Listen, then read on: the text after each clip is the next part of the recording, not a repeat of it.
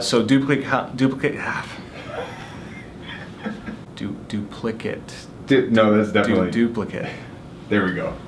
All right. You want to start from the top? Yes, please. All right.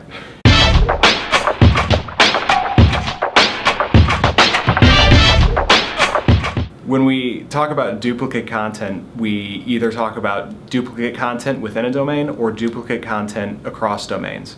Duplicate content within a domain means that you have the same content appearing on multiple pages on one website, one domain. The reason that this is a problem is that to a search engine, this means that you have the same page appearing multiple times across your site. You may think, well, what's the big deal there?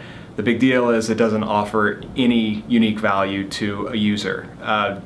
So for these search algorithms, it may as well just have one page instead of having to crawl 10 with the exact same content on it. When we're talking about duplicate content across domains, we are talking about the same content appearing on many domains across the internet.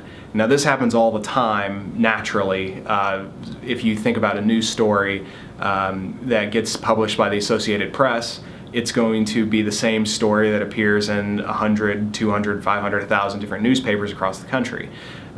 So this isn't such a big deal in that sense, but just like in high school where you get penalized for plagiarism, it does become a big deal when you start stealing content or trying to manipulate search results by using the same content over and over and over again. So the way to fix that is to make new content. That's the easiest way to do it. And it's not always done that easily. The content is definitely a long-term process. It's easier said than done.